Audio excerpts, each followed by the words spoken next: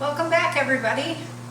It is another hot day in Arizona, and we still have things that are producing, which is amazing, but we have a lot of things that we have had to put into place to try to protect our plants.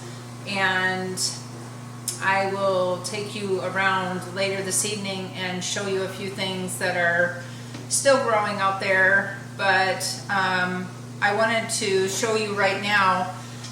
When I did that fertilizing, I already showed you the cucumbers, and I thought the melons were fine, but it did hit the melons. I had showed you how some of them were getting some roughness on the outer edges. So these are the Nior des Carmes seeds that I have from Baker Creek, and these ripened very fast. They were green one day and they were ripe the next. But oh my gosh, they're good. They're so sweet. Let me actually show you what they look like.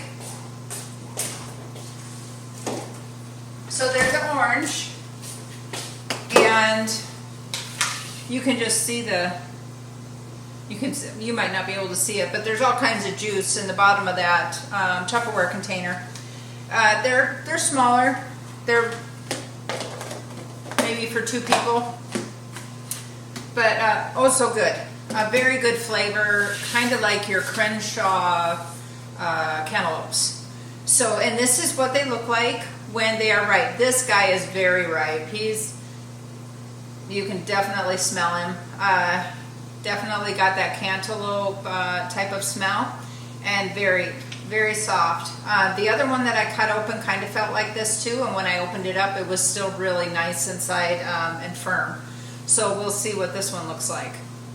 This is our Picasso. I brought him in because he's been out there for a long time, and this is when I bought the other one from the farmer's market last season. This is what it looked like. It just all these different colors and stripes and dots, and I just think it's a beautiful melon. But it doesn't have that, where you press into the end and it gives. This doesn't really give, so I don't know if I want to cut into it yet. It feels very firm. I might leave this one sit for a few more. And then we have my favorite. I had showed you a couple out there that were turning orange, and when I flipped them over, they were all split on the bottom end. So I brought this one in, about 4 days ago, and I've had it sitting on the counter, and it's ripened on the counter, and it has that little bit of give right here at the bottom. And this is what your Kajari looks like when it's at full ripeness, and these are green. They look like honeydew when you open them up, and they taste so good. It's a very good melon, not too big, but the other two I gave to the girls with the seeds and all, and they just absolutely loved them. So we have that.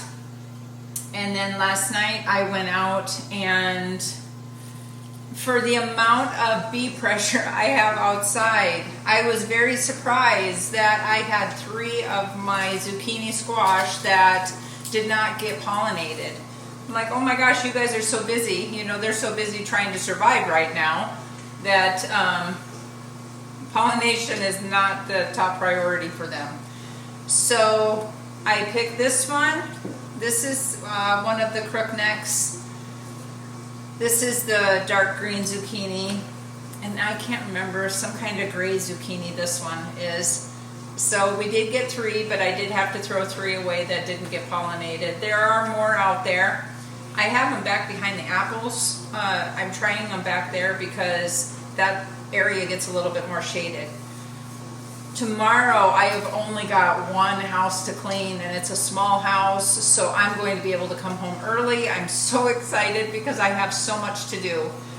These peppers are still sitting here needing to have something done with them. Tom wants to try something else, so I think we're going to try fermenting. So I had bought these little pearl onions to put in there, but now I don't have any cherry tomatoes because it's so hot that the tomatoes kind of just quit producing flowers when it gets so hot, because they just can't. Everything's in survival mode right now. So I did buy those, so I'm gonna stop by the farmer's market tomorrow on the way home and pick up some cherry tomatoes. And I think we're going to do some kind of fermented salsa and try that out. Never done fermenting before, so that's gonna be fun to try that out. We already showed you the grapes and the apples that we picked. I have to get all this processed. I have so much to do. I am so happy to be having a half a day off. I had to work all weekend, so I did not have a chance to work on anything over the weekend. So tomorrow is going to be a busy day, but I wanted to show you these melons because I do have to get those cut up and in the refrigerator before they get too soft. So we will see you again tomorrow when we get busy doing all this processing.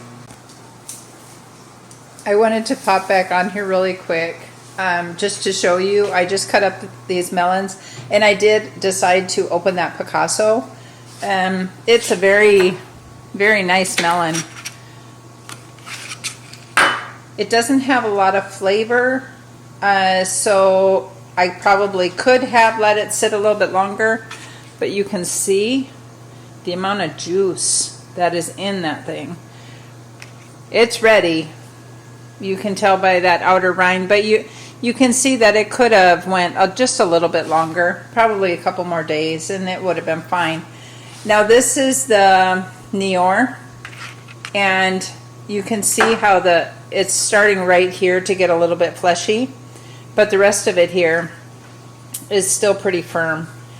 But I tell you, there's one thing that Scarlett will come for faster than anything, and that is melons.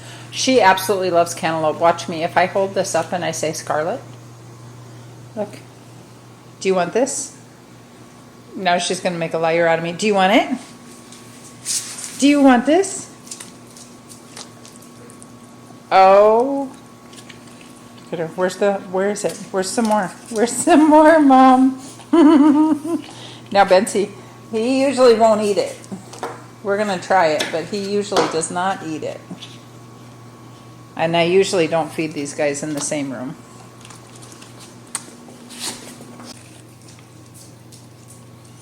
Scarlett is a huge foodie, and so she does not like sharing food. So we have to keep them separate when we feed them because she gets a little crazy. So back to what we were doing. This is the Nior, and it's got like the flavor of a the flavor of a melon, a cantaloupe. Very juicy. And then my favorite of all these is the Kajari. Let me see if I can.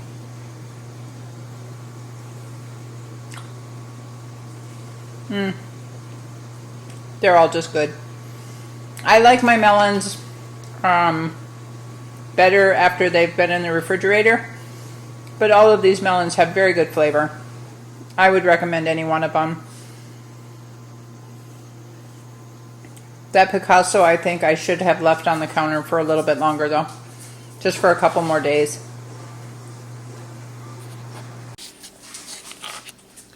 Okay, we are in the garage and we're going to check on our tomatoes. It's been over 10 hours they were out here, and it looks like this tray is nice and dry.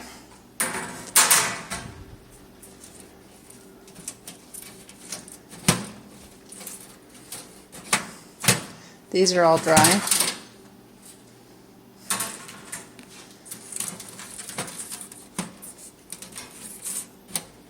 And these are all dry. Look at that. Nice and dry. A little pliable, but totally dry. And that's good. Like these ones, some of these are crunchy. And that's okay too. Well, we're going to take them inside and do our next step. Now I've got them in the house, and we are going to, these ones I'm going to have to split up. And I already got a couple in the jar, just to be able to put them into this jar because I don't want a bigger jar than this.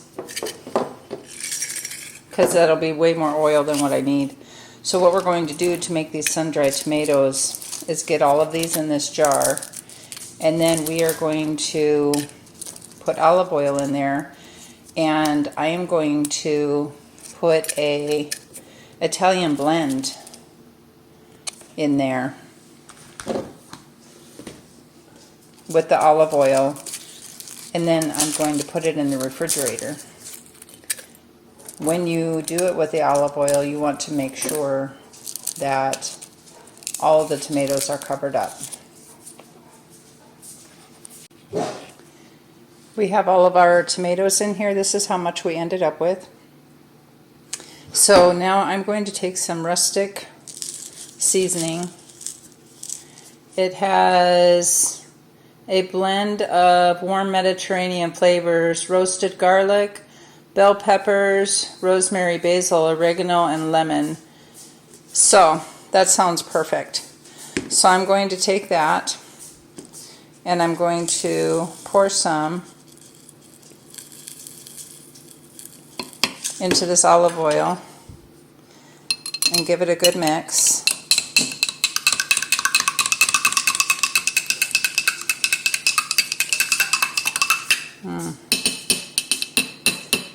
That looks good.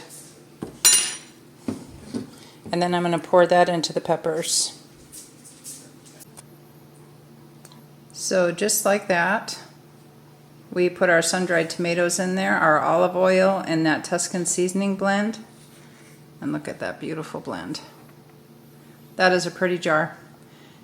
And we have sun-dried tomatoes. You want to store these in your refrigerator, and you always want to make sure that those tomatoes are covered with that olive oil. Otherwise you could get mold on the top of your product.